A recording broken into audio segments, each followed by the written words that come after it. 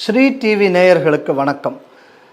இப்போது பாரத பிரதமர் திரு நரேந்திர மோடி அவர்கள் இஸ்ரேல் சென்றிருந்தார்.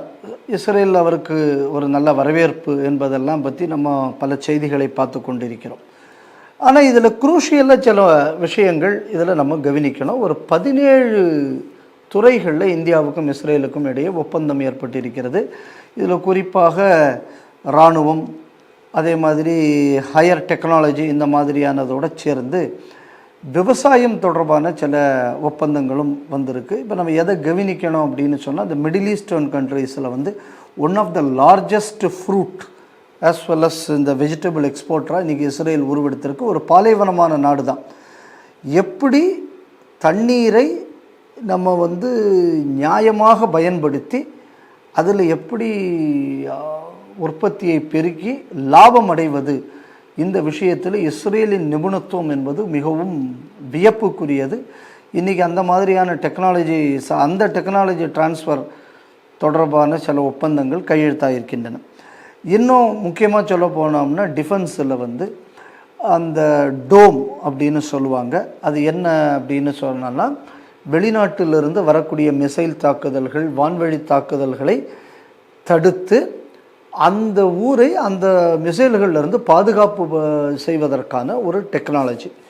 ஸோ அது ஆல்ரெடி அயன் டோம் கூடிய பேரில் அவங்க வச்சுருந்தாங்க. அந்த அயன் டோம் டெக்னாலஜி இந்தியாவுக்கு டெக்னாலஜி டிரான்ஸ்ஃபருக்காக கேட்டிருக்கிறார்கள். இந்தியாவில் ஆல்ரெடி நமக்கு ஒரு நல்ல சிஸ்டம் இருக்குது. இப்போ S-400 இருக்குது, S-500 ரஷ்யாட்டிருந்து வாங்குவதற்காக இந்தியா முயற்சி செய்து வருகிறது. அது தவிர நம்ம இந்தியாவிலேயே ஹோம் க்ரௌண்ட் சிஸ்டமும் இருக்குது இந்த மாதிரி டிஃபென்ஸில். அந்த இதே நேரத்தில் நம்ம வான்வழிகளை பாதுகாக்கும் போது பல விதமாக பாதுகாப்பாங்க. ஒன்று லாங் ரேஞ்சு, ஒன்று ஷார்ட் ரேஞ்சு, இன்னொன்று என்ன அப்படின்னா லோ ஃப்ளையிங் ஆப்ஜெக்ட்ஸு, இதிலிருந்து பாதுகாக்கணும். அப்புறம் இது எல்லாத்தையும் இன்டகிரேட் பண்ணுறது. ஸோ இப்படி அதுக்கு சுதர்சன சக்கராங்கக்கூடிய பேரில் இப்போ இந்தியா ஒன்று டெவலப் பண்ணிக்கிட்டு இருக்காங்க.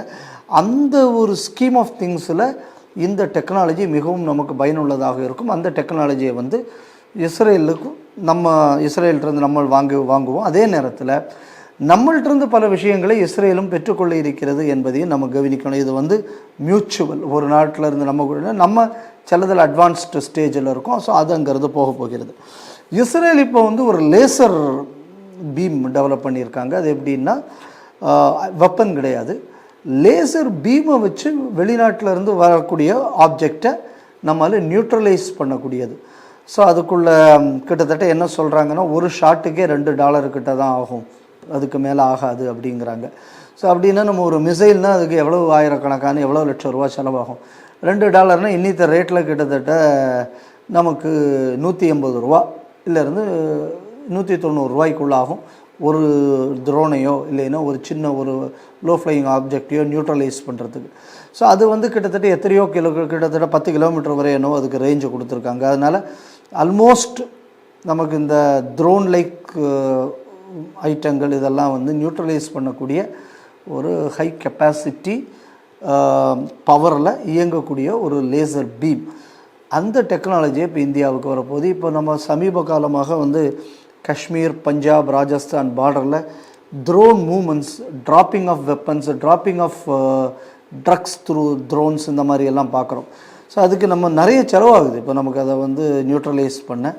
இப்போ இந்த மாதிரியான டெக்னாலஜியில் அது ரொம்ப அஃபோர்டபுள் ரேட்டுக்கு வரப்போகுது. அதனால் இந்த ஒரு டெக்னாலஜி இப்போ நமக்கு ட்ரான்ஸ்ஃபர் ஆக போகுது. அதே மாதிரி நம்ம நாட்டில் உள்ள பிரம்மோஸில் ஒரு டைப் ஆஃப் அவங்களுக்காக வேண்டி சில விஷயங்களை நம்ம கொடுப்பதற்காகவும் இருக்கிறது. ஸோ அதனால் இங்கேருந்து மிசைல் டெக்னாலஜியும் இங்கேருந்து அங்கே கைமாறுவதற்கான வாய்ப்புகள் இருக்குது. இங்கே டெக்னாலஜியில் இங்கேருந்து நம்ம செய்தி அனுப்புகிற மாதிரி. அதே மாதிரி என்னென்னா, அங்கே நிறைய இன்வெஸ்ட்மெண்ட்டுக்கு பணம் இருக்குது. ஆல்ரெடி அவங்களுக்குள்ள சில டெக்னாலஜி ஆல்ரெடி டெவலப்டு டெக்னாலஜி இருக்குது. அந்த டெக்னாலஜியை ஃபர்தர் டெவலப் பண்ணுறதுக்கு இந்தியாவும் இஸ்ரேலும் சேர்ந்து ஜாயிண்ட்டாக இந்தியாவில் பல முயற்சிகளை மேற்கொள்வதற்கான ஒப்பந்தமும் இதில் கையெழுத்தாகி இருக்கிறது. அப்புறம் பார்த்தாச்சுன்னா, இன்றைக்கி கிட்டத்தட்ட ஒரு 50,000 இந்தியர்களுக்கு இஸ்ரேல் விசா கொடுக்க முன் வந்திருக்கிறது. என்ன அப்படின்னா, இப்போ மொத்த காசா ரீபில்டிங் பிளான், அங்கே உள்ள பல வேலை வாய்ப்புகள், இதுக்கு இந்தியர்களை அங்கே வேலைக்கு அமர்த்துவதற்கான ஒரு ஒப்பந்தம் கையெழுத்தாக இருக்கிறது. அப்படின்னா நம்ம எதை கவனிக்கணும் அப்படின்னா, ஒரு ஸ்ட்ராங் இந்தியன் கம்யூனிட்டி நாளைக்கு வந்து அந்த மிடில் ஈஸ்ட்டில் குறிப்பாக இஸ்ரேலில் குடி அமர்த்தப்படும் காலப்போக்கில் அப்படின்னு தெரிகிறது. ஏற்கனவே இந்தியா வந்து ரஷ்யாவுக்கு இந்த மாதிரி இந்தியன்ஸ் அங்கே அனுப்புறதுக்கான ஒரு முயற்சியும் இருக்கிறது. அப்படி பார்க்க போகும்போது இந்தியா, அதாவது இந்தியன் பாப்புலேஷனுக்கு கூடியது உலகம் முழுவதும் பல நாடுகளில் போவதற்கான ஒரு அடித்தளம் என்பது இப்பொழுது அமைக்கப்பட்டு வருகிறது. அப்போது எல்லா இடங்களிலும் இந்தியன்ஸோட ப்ரெசன்ஸ் இருந்தாச்சு அப்படின்னா they all can be ambassadors of India. So India is slowly going to become a global power, not by coercion or anything else, but by creating goodwill. இதை நம்ம முதல்ல இந்த பயணத்தில் புரிஞ்சுக்கணும். திரு நரேந்திர மோடி அவர்களுக்குள்ள பேச்சை கேட்பதற்காக என்டையர் இஸ்ரேல் பார்லிமெண்ட், அது எதிர்கட்சி ஆளுங்கட்சி எல்லாரும் அந்த சபைக்குள்ளே வந்திருந்தாங்க. அதுக்கப்புறம் அது எப்படிப்பட்ட ஒரு வெல்கம் இருந்தது அந்த ஸ்பீச்சுக்கு, அதெல்லாம் நம்ம பார்த்தோம். அதில் மோடி வந்து ஒரு என்ன சொல்லலாம் அப்படின்னு சொன்னோன்னா, ஒரு நெகிழ வைக்கக்கூடிய ஒரு வார்த்தையை அந்த இடத்துல பயன்படுத்தியிருப்பார். இஸ்ரேல் உங்களுக்கு ஃபாதர்லேண்ட், ஆனால் இந்தியா என்றைக்குமே உங்களுக்கு மதர்லேண்டுன்னு. ஸோ இது வந்து என்னென்னா, இந்த ரெண்டு சிவிலைசேஷனையும் மிகவும் நெருக்கமாக கொண்டு வரக்கூடிய ஒரு அறைகூவலாக பார்க்க முடிகிறது. அதனால தான் நேத்தன்யாகு கூட சொல்லும்போது he is my brother more than a friend அப்படின்னு சொல்கிறாங்க. ஸோ இதெல்லாம் வந்து எப்படின்னா ஒரு understanding between two countries and two cultures, இது கொஞ்சம் பரவலாக வருகிறது. இந்த என்டையர் விசிட்டில் என்ன அப்படின்னு சொன்னான்னா, நம்ம இந்தியாவில் காங்கிரஸ் கட்சி அந்த மாதிரி சில பல துலுக்கு அமைப்புகள் இவங்கள்லாம் சேர்ந்து எப்படி இஸ்ரேலுக்கு மோடி போகலாம், இது தவறல்லவா, இது வந்து இட்ஸ் அ மாரல் மிஸ்டேக் அப்படின்னு எல்லாம் சொல்லி ஜெயராம் ரமேஷ் உட்பட பலர் இதற்கு கமெண்ட் போட்டுக்கிட்டு இருந்தாங்க.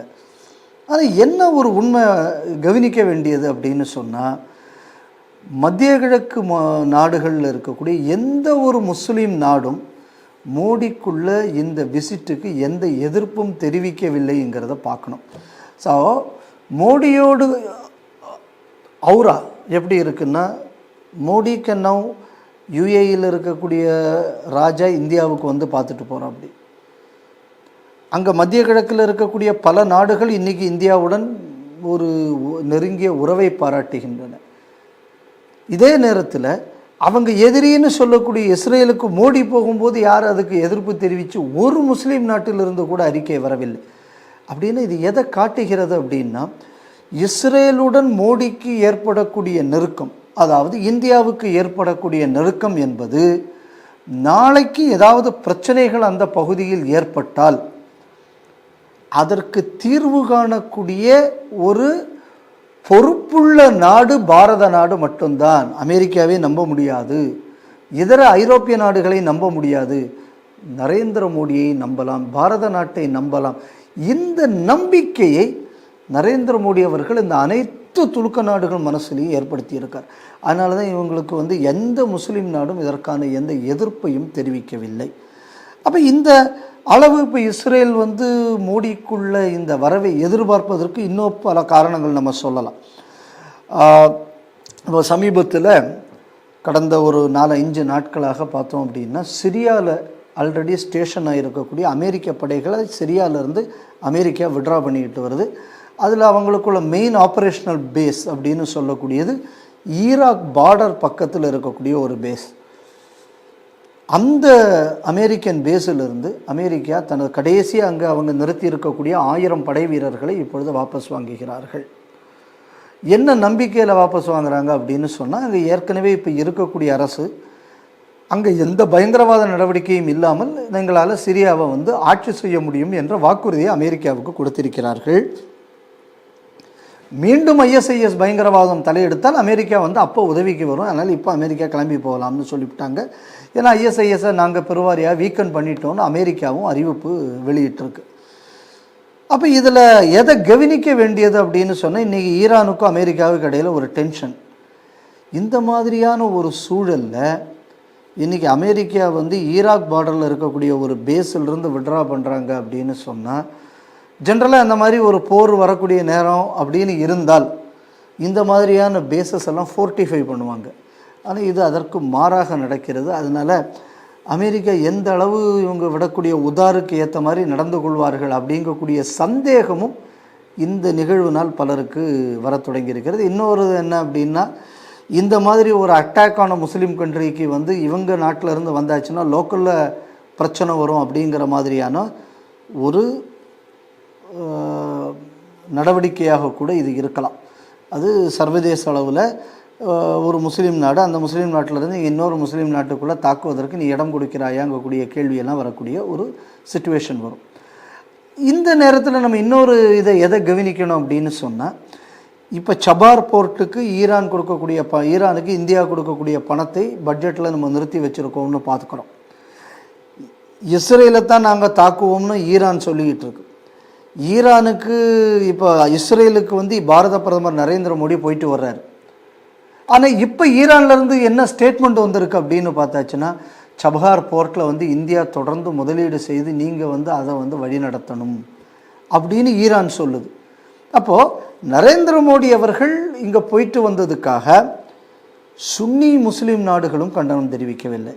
அந்த அரேபியன் பெனின்சுலாவில் ஈரானுங்கக்கூடிய ஷியா நாடு, அந்த நாடு என்ன இந்தியாவை எங்களை விட்டு போயிடாத அப்படின்னு சொல்கிறாங்க. அப்படின்னா எந்த பிரதிபலனும் எதிர்பார்க்காமல் நியாயமாக செயல்படக்கூடிய ஒரு அந்தஸ்தில் இன்று இந்தியா இருக்கக்கூடிய காரணத்தினால் இந்தியா மீதான நம்பகத்தன்மையை உலகம் இன்று வெளிப்படுத்தியிருக்கிறதுங்கக்கூடியதையும் நம்ம நடந்த இந்த நிகழ்வுகளில் பார்க்கணும்.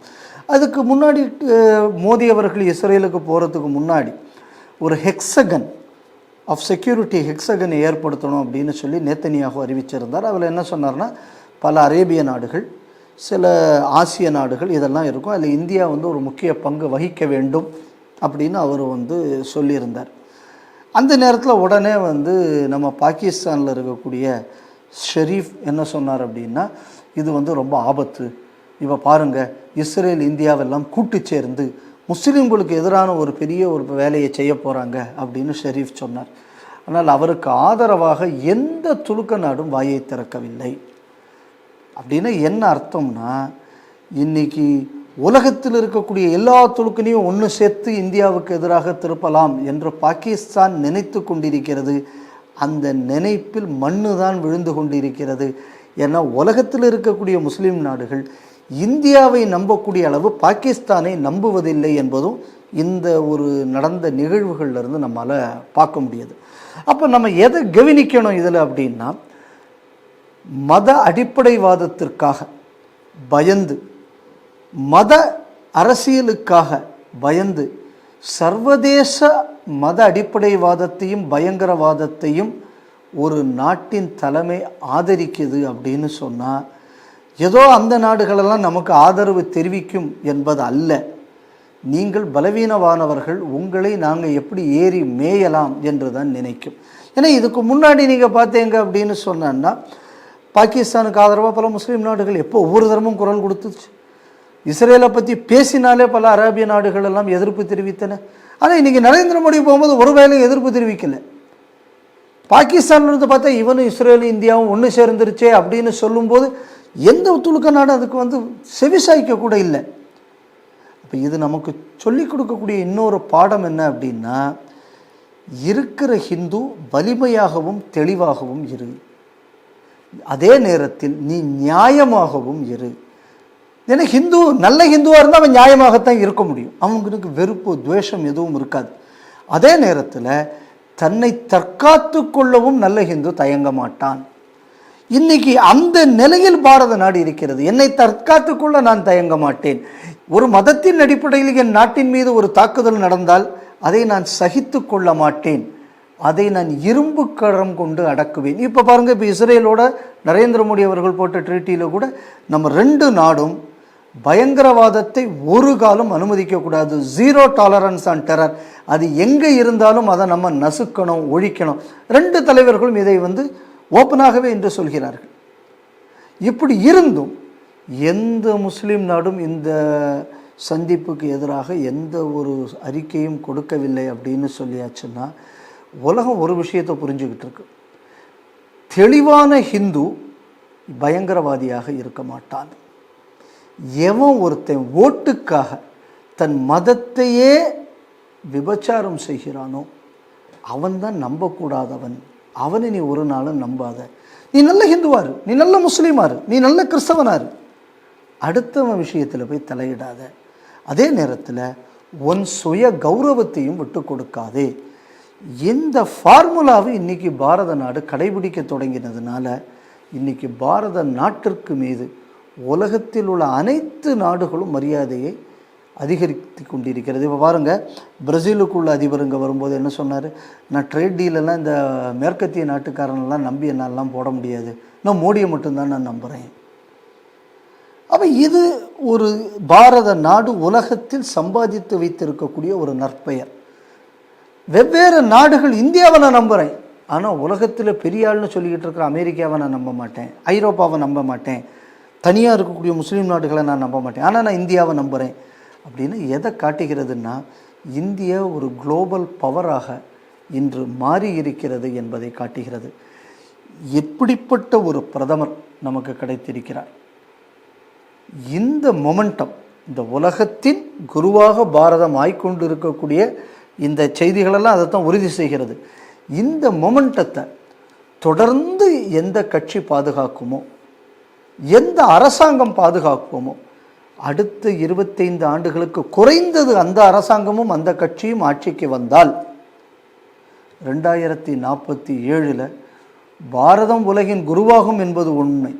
ரெண்டாவது என்ன அப்படின்னா, இந்த மாதிரியான சண்டை சச்சரவுகள் எல்லாம் குறைஞ்சு போகும். ஏன்னா நம்ம கவனிக்க வேண்டியது, இதுக்கு முன்னாடி அமெரிக்கா அமைதியை நாங்கள் தான் நிலைநாட்டினோம். எப்படி நிலைநாட்டினீங்க? போர்க்கப்பல்களை வைத்து நிலைநாட்டினீர்கள். ஆனால் இந்தியா அப்படி நிலைநாட்டல. இந்தியாவுக்குள்ள குட்வில்லை வச்சு அதை நிலைநாட்டுகிறது. அதனால் ஒரு அமைதியான உலகம் ஏற்பட வேண்டும் என்றால் ஹிந்துத்துவம் வெற்றி பெற வேண்டும். இதுதான் இந்த இஸ்ரேலுக்குள்ள பிரதமர் விசிட்ல இருந்து நம்ம பார்க்கக்கூடிய விஷயமாக, இட்ஸ் அ டேக்அவே பாயிண்டாக நான் பார்க்கிறேன்.